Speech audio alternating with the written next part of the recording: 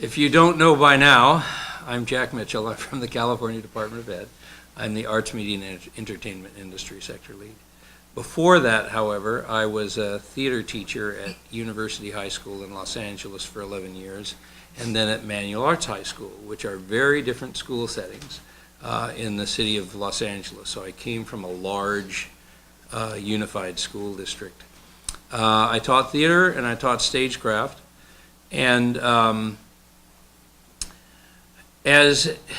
when I came to the Department of Education, I was teaching career tech ed classes, and I didn't really realize I was teaching career tech ed classes.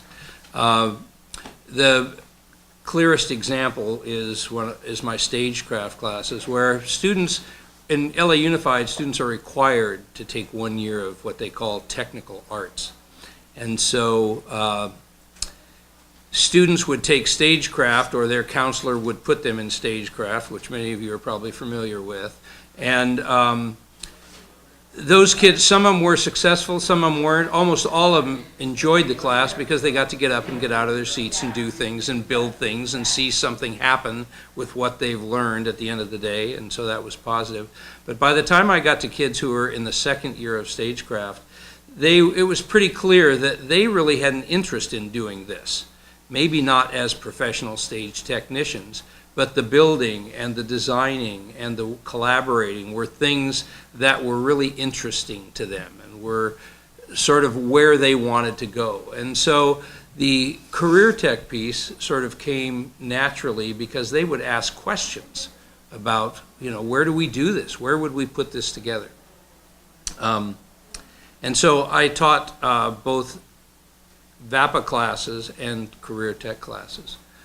When I came to the Department of Education, there had been a arts, media, and entertainment sector lead before me, Don Doyle. He was from LA Unified, and he'd been gone for about 1.5 years. And the administration that was in place didn't really believe that the arts could be careers. They also didn't believe that the arts, my boss said to me, Jack, I don't really believe the arts are career tech ed. And I said, look in the standards, it's right, you guys wrote these. I was teaching in the classroom when you came up with this. And you said they were, you identified the standards for these things. And so you can't now tell me that while we brought you up here to be the head of this industry sector, we really don't believe that you're career tech ed. And so he said, but the arts are really talent-based pursuits. People who are artists are talented. They're not taught. And I said, hang on a second. Math is a talent-based pursuit. Someone who is a mathematician takes that stuff that all of us have to study, and they make a career out of it. Those who have talent in mathematics or engineering or science fields. The same thing is true in the arts. Students in the arts are trained. And he said, well, you're telling me in dance? I said, especially in dance. Especially in dance. You talk to any dancer, and they didn't just jump up and they were good at that. They studied and they trained. And I said, more importantly, students in the arts need to be career trained. I went to the University of Washington Professional Actor Training Program. I auditioned and got in. I was at Cal State Northridge at the time, doing very poorly in school. Oh, that's And I got into that school, and the university was up on the hill, beautiful university, if any of you ever get a chance to go up there. And the BFA program, we were called, was down on the locks, all right? We were totally separate from the university. And all of our teachers were practicing professionals. They worked at the Seattle Rep, or they worked at Intiman, or they worked at one of the theaters in town. They were professionals. And I went through that program for 2 years, and when I came out, I could really analyze a script. But I knew nothing about how to get a job in the arts. So then I came back to Southern California and went to Cal Arts, okay? And everybody at Cal Arts was a professional. These were not people who came out of college and went into education. They were professionals in their field. And they came back into education to work with professionals.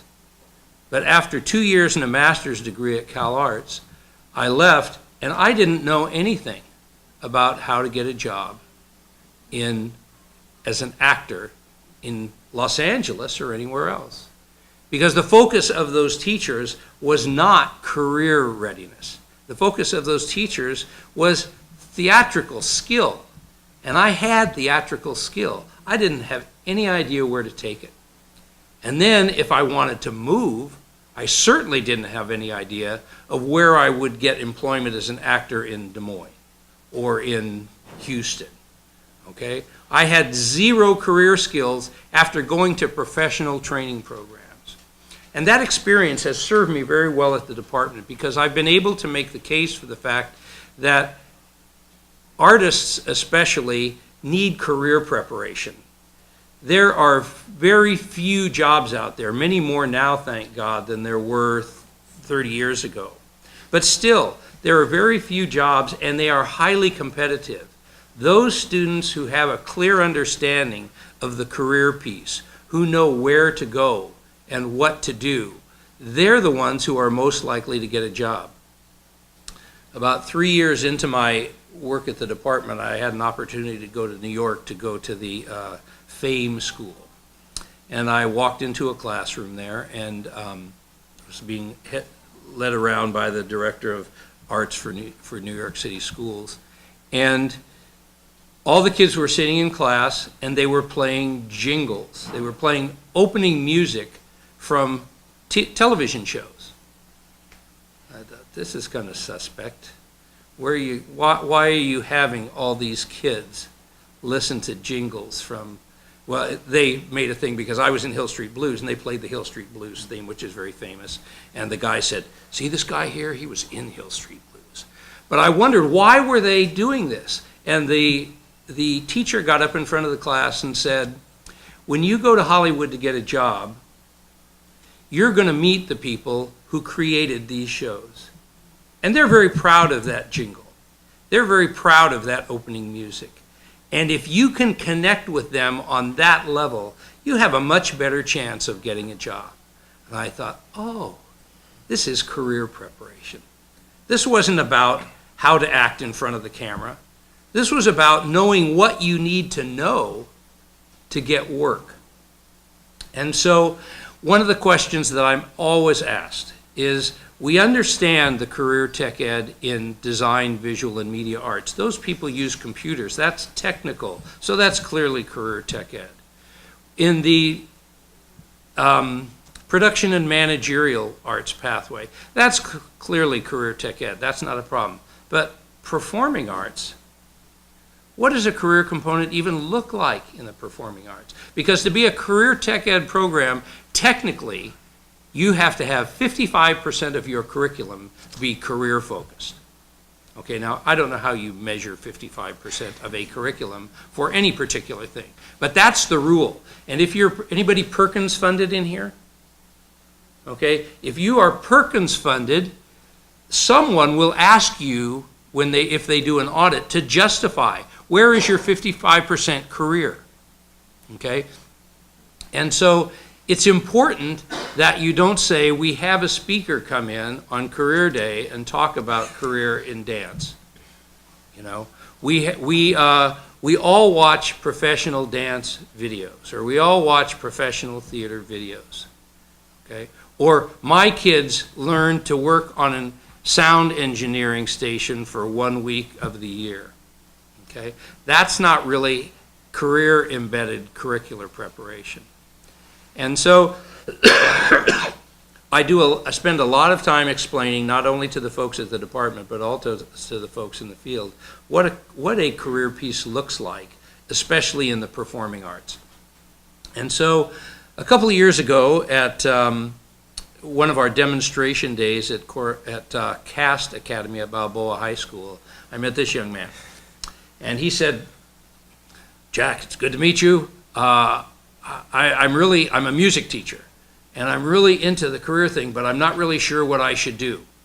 And I said, well, we talked a little bit about what career preparation was about, and we left. And a conference later, Jack, I think I have an idea. Okay, and we met up again last spring, or in the winter at CAST, and he said, here's what I'm doing. My students take a co-requisite course in career preparation in music.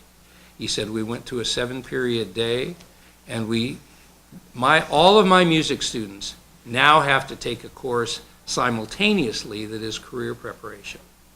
And so I said, send that to me. And I took a look at it, and I thought to myself, first of all, this is a great idea, and if it fits your schedule, it's a wonderful way to do it, because the kids have an opportunity to spend some time really thinking specifically about their career. But also in looking at it, I realized that a lot of it is transferable. And so if I'm not on a 7-period day and I don't have students who can take a separate or co-enrollment class, I can employ a lot of these lessons and units into my curriculum. So I asked Kenny if he would come and share today the curriculum that they've created. And as you're thinking about it, think about how, if it would be something that you would be interested in creating a separate curriculum for, or how you can blend what he has put together, or things like he's put together, into what you do. And then once we're done, I'd like to spend some time talking to each of you, hearing from each of you about what you do for a career piece in your classes. Okay. Thanks, Jack. My name's Kenny Williams. I gotta remind myself to talk slowly, because every time you hear somebody speak and they've never done this before, they tend to speak too fast. If you can't hear me in the back, let me know. I'll be happy to project a little bit more. I'm a musician though, so I tend to play music and not project out. So, and so let's get into it. I think starting off, we always have to look at motivation, right? What's the reason why you're doing this? And I've got a couple quotes, one from Steve Jobs: your work is going to fill a large part of your life, and the only way to be truly satisfied is to believe your work is great. And so the only way to do great work is to love what you do. And then Maya Angelou at the bottom: you can only truly become accomplished at something you love. Don't make money your goal, instead pursue things that you love doing, and then do them so well people can't take their eyes off you. And I think that kind of is the reason why I've been doing this, and the reason why Jack has asked me to speak. It's not that I came up and said, you know what, Jack, in a year and a half, I'm going to be speaking at the next conference. In fact, when he asked me to do this, I said, you sure you want me to speak? Because what am I supposed to do? So my motivation is this guy right here. This is my son. He's 2 years old. He doesn't talk yet, but he's a whiz at anything electronic.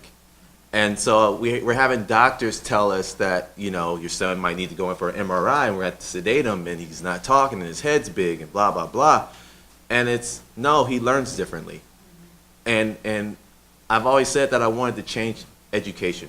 And I see this as being a way to kind of shift education to a way of where teach my son skills he's going to need to learn. And so I work at Skyline High School in Oakland. Some facts about us: our student population, we have 1,800 students there, all right? And we have a variety of students there. We have 3 partnership academies already on campus. We have, and our school has said that by 2020 they want to be wall-to-wall linked learning. Everybody in every high school will be in a linked learning pathway. We're starting an IB program next year. And so for the arts to survive, we really need to make sure that this pathway is established next year, because if not, we're going to get lost in the shuffle of the 3 other expanding pathways and IB coming in. And we do have a 7-period day. And so we have these pathways. Here are our 4 pathways coming up: computer science, education, community health, green, visual performing arts. And there's a quick breakdown of what each one does.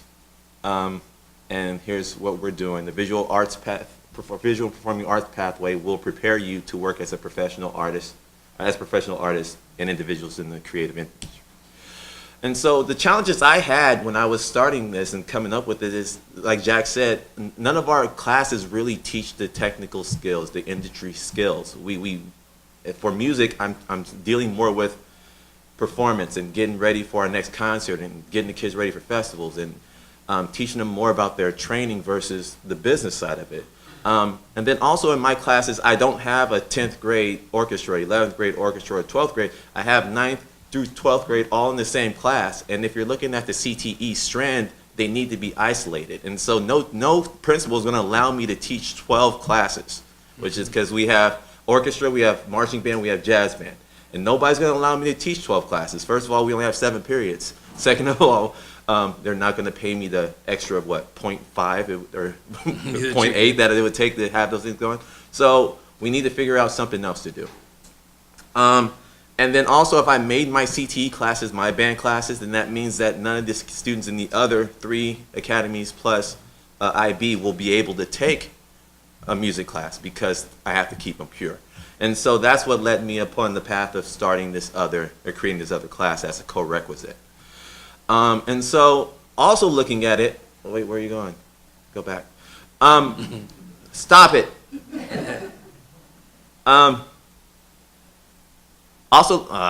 Anyway, also looking at it, we have, here's what that slide looks like.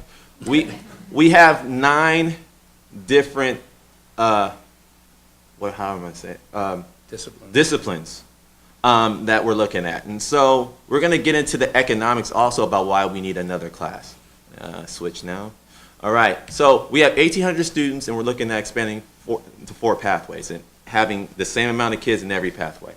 So that means we have 450 students per pathway at each grade level, which puts 120 students divided by 9 disciplines, which means we're going to have 13 students per CTE course, right?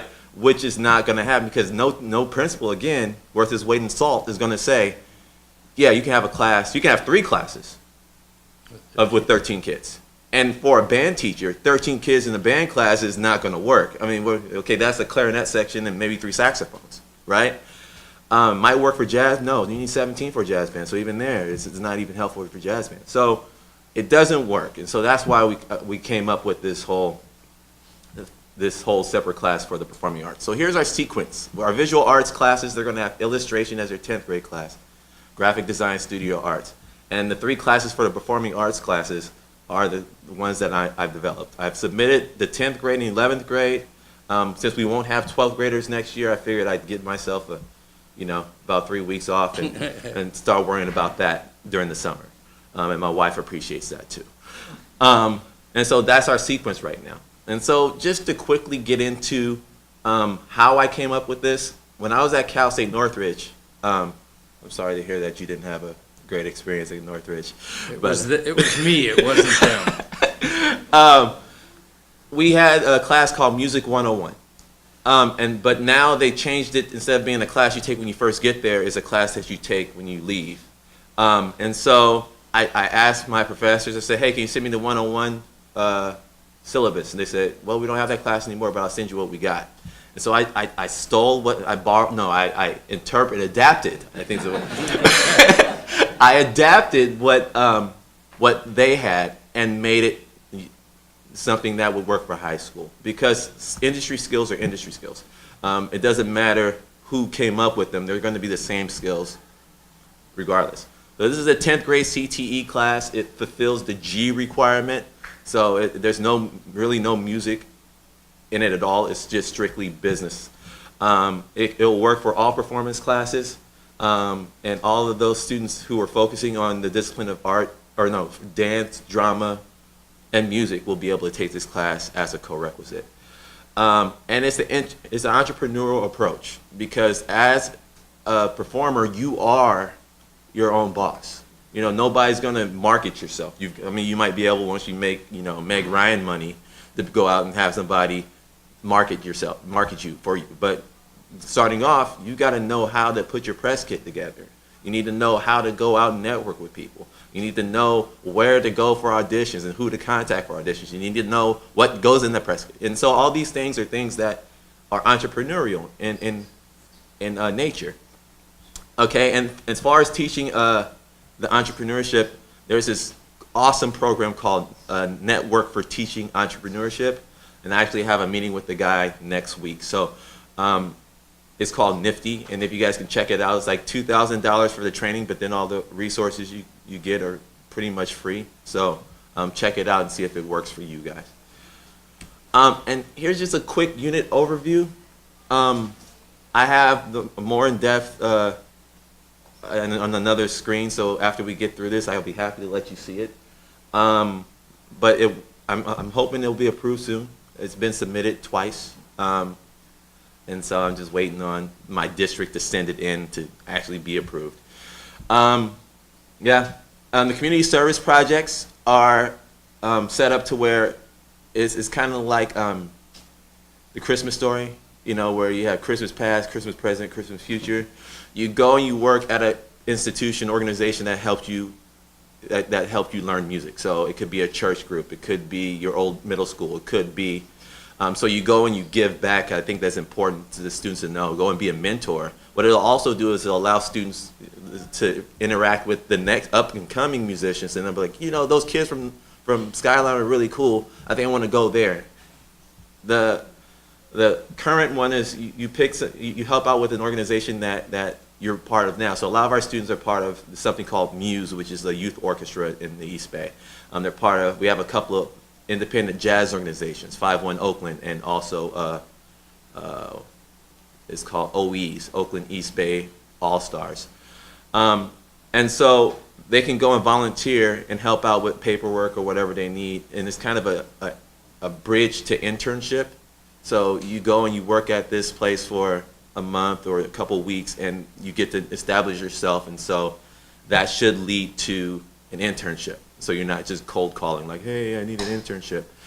And then the future one is you go to participate in, and you volunteer at like a college festival, or you volunteer with a San Francisco Symphony, and you sell tickets, or you're part of the marketing team or whatever. So like I said, it's not quite an internship, but it leads to an internship. And then the career explorations, they just go through and whittle down, you know, here are the careers I'm interested in the music industry. I don't quite like that one after I did some more research, so here's my top three. And so by the time they get through their senior year, they've got two. They've really done a lot of research on it, and then they know exactly, you know, how to get into those industries. And so that's basically the nuts and bolts of it. And then the explorations, again, it's the 11th grade CTE course. You read all that stuff with the other one. We get into business entities, so students to start understanding how to protect themselves. Why you don't really want to do things as a sole proprietor, even though you can just take the money out and have the same bank account. Is the LLC right for me? Is it better to incorporate myself? All those things are things that students need to know if you're going to be in business for yourself. You know, what's the difference between what's a good tax write-off and how to keep more of my money? Those are things I'm hoping. How to represent yourself, and how to positively using social media and everything else that's involved in that self-representation. When a lot of these deal with video blogs or websites. Just to make sure that they're utilizing all the tools that they're already familiar with. You know, how do you use Kick? How do you use Vine? How do you use Snapchat? How do you use Periscope to promote yourself? And how you use it responsibly so you're not putting anything out there that could damage you keep you from getting a job out there. How to write a business plan. Yeah, and so that's basically the two courses that I've submitted. Now, how does this work for next year? We have, like I said, we have a 7th period day.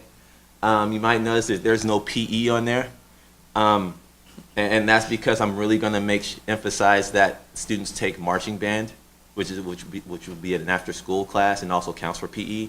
Also, I know we have the luxury. A lot of students participate in sports their sophomore year, and so if they don't participate in sports, I'm really good friends with the cross-country coach, and he's like, just send them to me. And I said, okay, so a lot of students who are sophomores who really need PE, I'm going to really encourage them to either be part of marching band or to run cross country because that takes care of their PE requirements. And so the other thing we're running into that is that a lot of students at Mr. Williams, I can't be in 2 ensembles. You're right, you can't be in 2 ensembles now. But we can give you the music to the other ensemble, and I'm sure we'll be happy to have you play. You know, and I say we because it's me, and I know I'll be happy to have you play. I'm pretty sure the director will let you play in both. I've got to end with him. And then going forward, looking at a simple freshman schedule, we have a dance class and dance for students who are string players or don't want to do marching band or color guard. They can take dance. And so if they take dance and PE, then that fulfills their 2 years of PE requirement, which means that that opens up that other elective during their sophomore year. Or if they want an open elective, then I can say, you know, do marching band. It's an 8th period class. You don't have to worry about your PE after that. So now you can take you can take those 2 classes if you want. So you can take orchestra and jazz band, or you can take marching, or not marching band, but you can take, you know, choir and orchestra. You have those options for yourself. Going forward to not next year, but the year after, this is why I'm seeing the sophomore schedule being. You can see and then hopefully in the not too distant future, we can actually start an industry track. And so that 8th period class, the Introduction to Music Technology, would be for students who want to be producers or sound engineers or recording artists, or you just want more of that industry background. And I forgot what I was going to say. It's all good. So, I think it's important for them also to not have that Introduction to Music Technology class be their music class, because I think anytime you can have a background in the industry, even though you're not the best player, it still gives you a better grasp of things that you need to know to be successful in that industry. So if you might not want to be a dancer, you might want to be a choreographer or a producer, understanding what those, by participating in the activity and learning the skill, you might not be the best, but having that understanding of it will help you be more effective in producing and designing shows for the people that you're going to be working with. Sample junior schedule. I'm also going to be working with our physics science teacher in our cohort to develop a physics of the arts class, which will deal a lot with sound waves and also color theory and understanding how light waves work, and using that, just from my limited knowledge of physics, using that to create a whole curriculum that fulfills that science component. So now students are receiving more in-depth understanding in their field. So why is it important to use these colors when making this yellow versus that color? You know, and how does science work to make this better? And that's about all I can say, because I'm a musician. I play jazz. So, and then our 10th grade, our 11th grade will be recording industry principles, which is more hands-on. You're going to understand how to mics for different scenarios, how to use a soundboard, more in-depth aspects of that. And then for their senior year, this is simple. Synthesis and applications of performance career would be that 12th grade CTE class. I'm also looking at their 12th grade for the industry side. Students actually run a record label. And so they go out and they find artists, or they find composers within our music realm, and then just this whole cohesion of, hey, I wrote this piece. Hey, I need these people to play it. Hey, can you rehearse this group? Hey, come record this. And now we have students recording students, and it's just this homogeny of everything. Students using their skills to help each other get more industry experience. Yeah. And then this is a really good quote. I love Richard Branson. He said, innovation happens when people are given the freedom to ask questions and the resources and the power to find answers. And I can honestly say that I've been thinking about this conservatory idea, a school within a school, for about 5-6 years. It wasn't until I was allowed to come and ask Ann and Jeff and Jack and Chris and Shane questions. And it wasn't until my administrators allowed me to go and come to these conferences and go and see the demo days and actually sit there try to extrapolate what they were doing and figure out how it will work in a full-blown, robust VAPA environment, I wouldn't have been able to come up with this course. So, this one speaks to me. I was given the power and the freedom to figure out how to do it. Jack never told me that what I was doing was ridiculous, and if he would, I probably wouldn't have listened to him anyway. Hey, hey, hey. So I'm extremely thankful to be in this position of, letting you guys know what I've been working on for the past year and a half, and I'm excited to hear what suggestions you guys have, as far as what you're seeing. So one of the things that's clear to me is that any kid who goes through this program is not going to end up where I was when I completed my master's work. Out of high school, they're going to know. So when they enter their bachelor's programs or they enter their master's programs, they're going to have a strong, they're going to know questions to ask that I never knew. They're going to know what sorts of things, where to begin to find the work that they want to do in order to do the thing that they love. And as I look at this, it's really clear to me, going back to my teaching experience, I could take that course outline and create a unit in each of those areas that I use all through my curriculum. And I would have a strong career component in my course, because I know that at my school they wouldn't allow us to add a period. In LA Unified, if you can't do it at one school and not do it at 50 schools. And so I'm really thankful that Kenneth took the time to put this on paper. And I think that one of the things that we're going to do once the course is flushed out and approved by UCCSU is put this up on CTE Online, so that people who are interested in using the course or using components of the course can go to CTE Online, which is everybody familiar with CTE Online? Okay, if you're not familiar with CTE Online, you need to find out about it, because it's a great resource for career tech ed focused arts classes. So I think what I'd like to do now is sort of start the discussion and talk about what this looks like to you, what sort of an impression this gives you, and then also share with us what sorts of things you're doing and how we, Kenneth, and the rest of us might be able to use those career pieces in the work that we're doing in the visual performing arts, especially the performing arts. Question. Yes. Sure. This is great. First thing I'll say, but I think about where you're finding your material, about what to cover, and it's more cutting edge. My kids are very tech savvy, and they know more about it than I do sometimes. And like I have my teams building websites right now and like putting themselves out there and how to do that.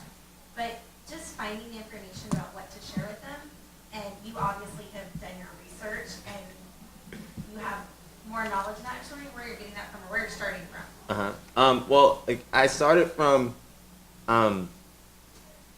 I started from contacting college teachers and seeing because like I said, I went to Cal State Northridge. So a lot of the people who were at Cal State Northridge were industry. They were performing in the industry.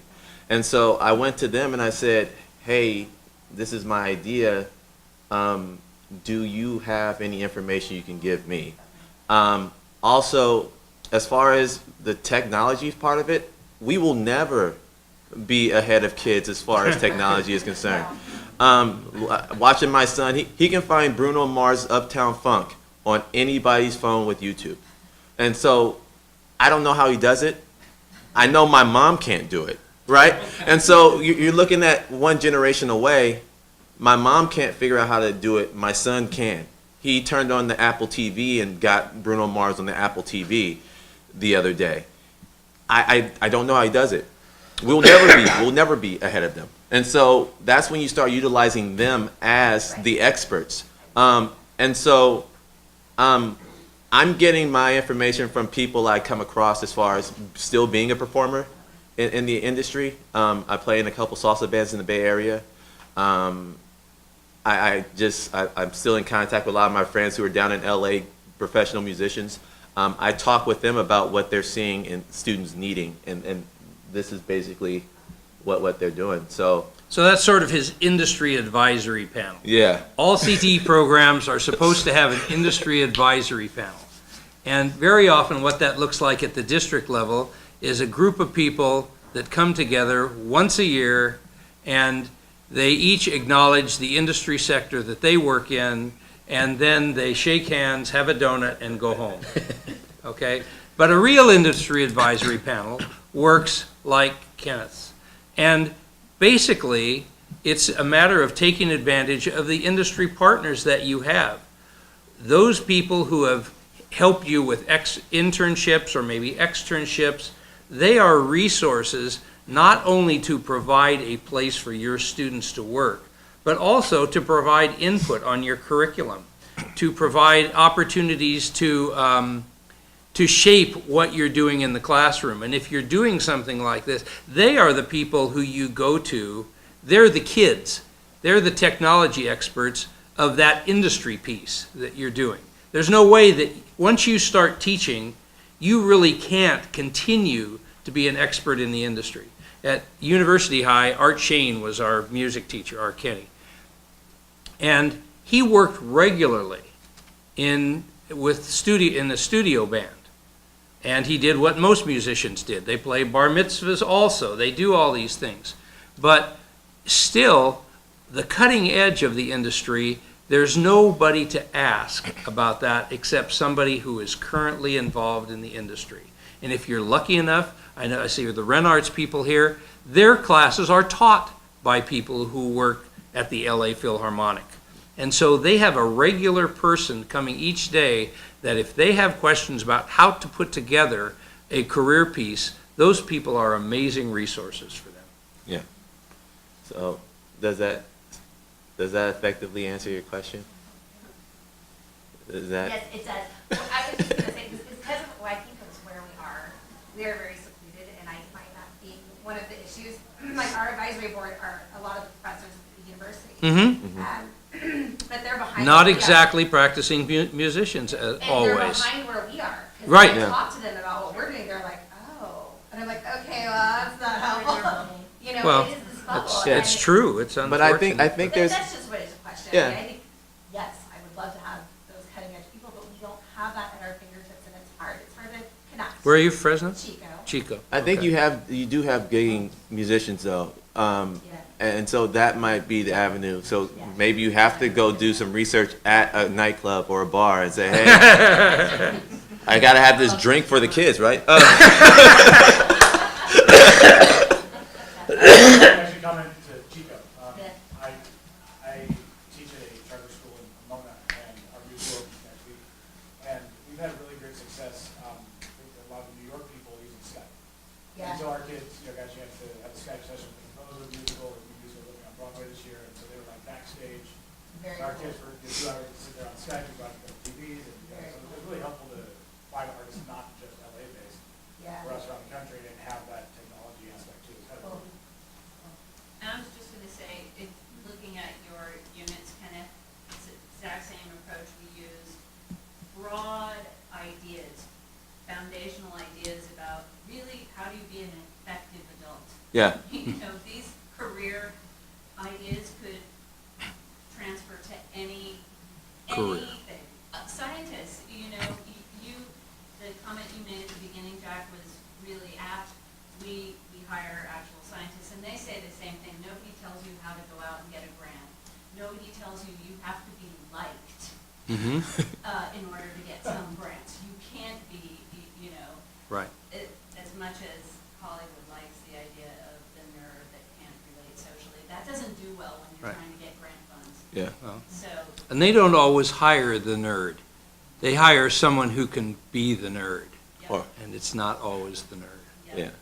So broad categories, foundational ideas, and then it also makes it very easy for anyone to adapt it to whatever their particular strength is coming into the classroom. Yeah, and actually my goal for this initially was to have it, like I asked, it took a while to get my other disciplines in the performing arts to really get on board and helping me, do it.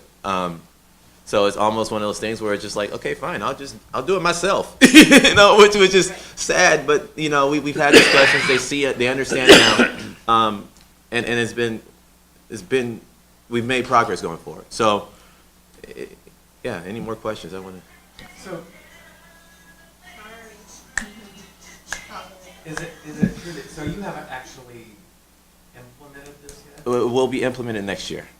Yeah, and so that's the other thing. I was telling Jack, I said, you know, it's kind of weird, you know, coming up and being the expert on this, and it's not really going yet. And so, yeah, I don't know. But it's so cool, but I'm wondering about the practical effects of it, and because it's going to be a singleton class, right? In your Yep. master schedule. Mm-hmm. Yeah. I Yeah, know for And they us- you have a teacher. I'm the teacher. You're the teacher? You're the Okay. Yeah, I'm going to teach it, And yes. you'll have, it's 10th and 11th and 12th? Well, we'll only, if everything gets approved, we'll only have the 10th and 11th grade next year. We're 12th would be the year after, yeah. Just have so many. Let's, Well, ask him. I'm going to bring up a better orchestra teacher. We have a teacher who works at the middle school, one of our feeder schools, who is amazing. From last year to this year, and watching the growth she's had in her orchestra, I said, you know, she's better than me, and I'm okay with that. So I'm going to work really hard to get her, instead of teaching a 0.4 at an elementary school, to get her to teach a 0.4 at a high school, which she's on board for as well. And so I hope nobody at the district is watching this live stream right now, because I just spilled the beans on what I'm doing. But so I will teach them. They're probably not. They're probably not. It's possible, but I didn't tell them. I will be teaching a marching band class that meets after school. I will be teaching the jazz band class that meets during school. And then I'll also be teaching 2 sections, probably either 1 or 2 sections of the introduction course. So the numbers of that class, so all the performing artists. right. That was the other thing that was interesting to me, was that you can take this and your dancers can be in the same class that your musicians are in, and it's another opportunity for them to make connections, and then when they leave that career class, they have a foundation of people who are in a whole different discipline that they maybe didn't understand, that now all of a sudden they go, oh. Yeah. But, so how many people would be in that 10th grade? So we're hoping, well, if it's we're looking at 4 cohorts, which would be 30, or 30 students per class. So we're as little as 30, as big as 90 possibly, depending on. Is that how many, so you have 30 performing artists per, Yeah. Discipline. Yeah, I think so. so 120? Mhm. Okay. And we're also looking at students who maybe they didn't think about being performers, but they absolutely don't want to go into green energy, and they absolutely don't want. And so by default, they end up. And so I know that there's somebody who's like, my son does not play an instrument, but he is going to be part of the visual performing arts pathway, and he doesn't play an instrument, so he's going to be part of marching band, and that's great. So we can teach him how to play drums, we can teach him how to hold a trumpet, and then he'll learn how to play it. And so, yeah, it's kind of one of those things where, and then I'm sure we're going to have a lot of students who want to be part of that industry thing, component as well, but don't play an instrument. And it also leads into an arts management pathway.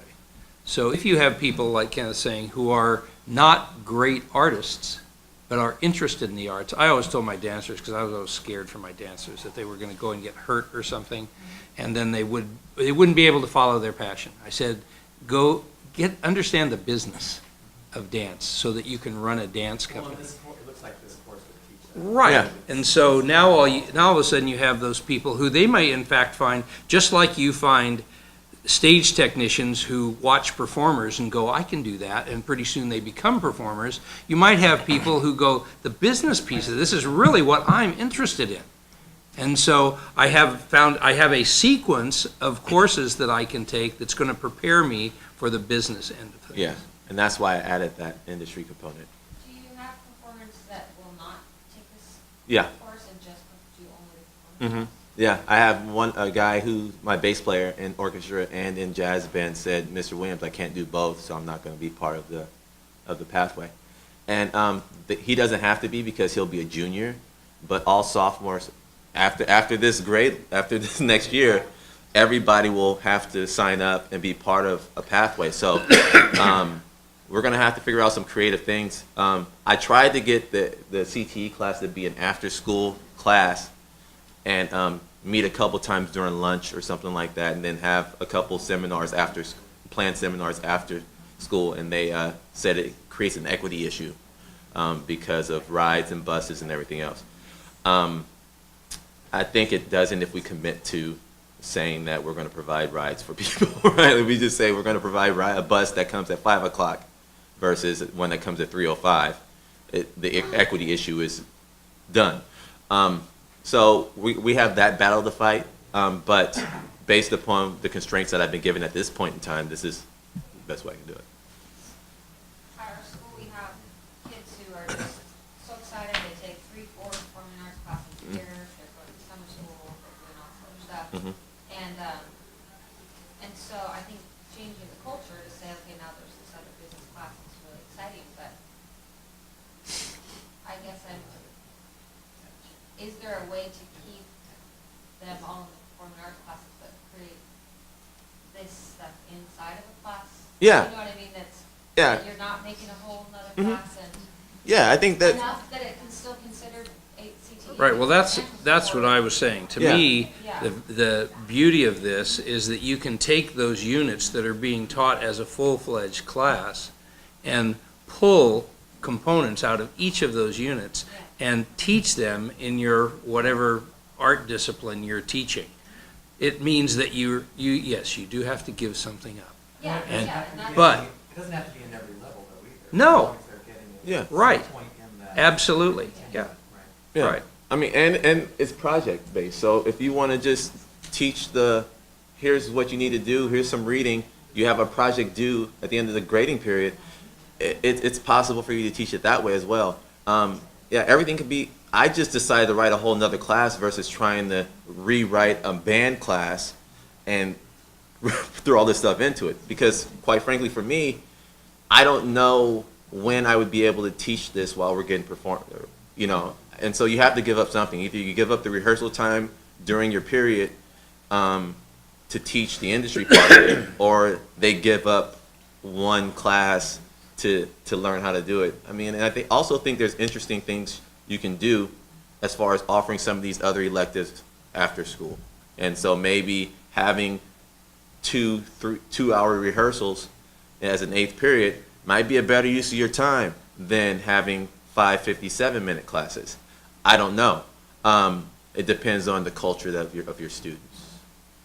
James? I worked at a performing arts, well, a number of performing arts schools, but one in particular that they're in the house number one. And you gotta see some Matador music grad right here. But anyway, but one thing that we toyed with was tweaking the senior economics class to try to write a UCCI course that was compatible with the theme of the academy. Has anybody tried that? Thought about that? We've talked about it. wonderful. We Yeah. have, we work with UCCI and wrote, and I'm a principal, so I have to apologize for, but I like to see you guys and take the applications for I'll throw it like that.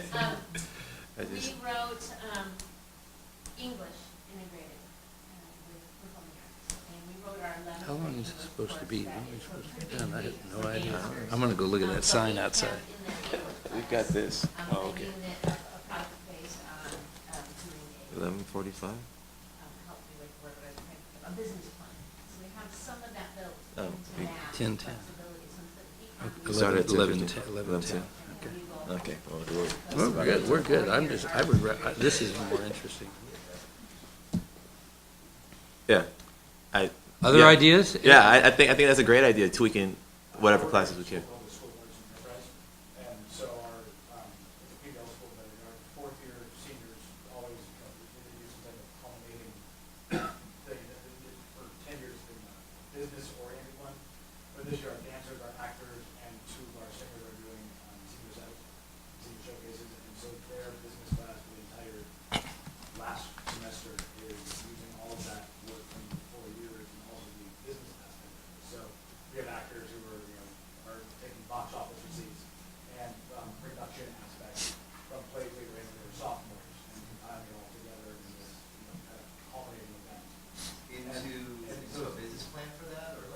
get more reflective and also into a career readiness plan and classes work together. Yes. I just have a question, even though this curriculum isn't online on the CTE site, can we still see, I mean, can we still see what you're creating? I just showed it. The copy, but the actual break, Yeah. the one that they, We can't see it on. I guess I could share it with on my Google Drive. If you guys want to email me and I can give you access to.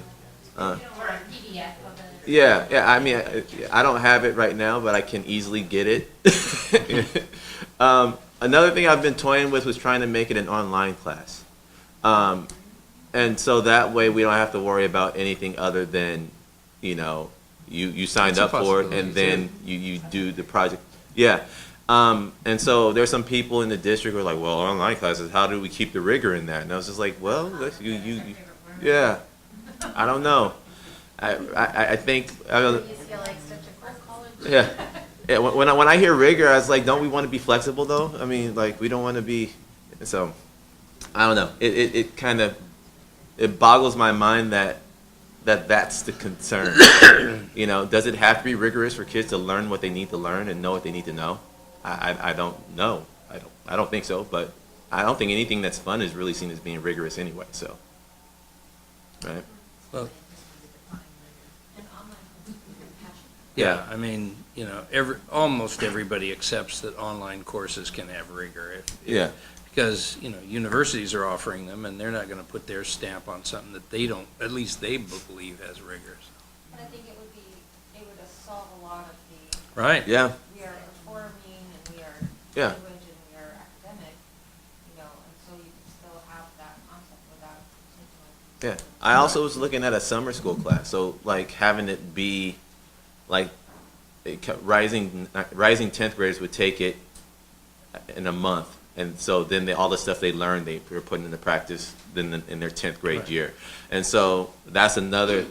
Those are all the ideas that I'm thinking of while I'm writing this course, to say, well, if they do allow me to do this, can I do this in the amount of time that I'm looking at, or the way that I want to do it, and that's why it's designed the way it is. So. Other questions? Is it possible to get your PowerPoint in your outline yet? Or are you Yeah. ready? I mean, sure. You Yes. send me an email. Yeah.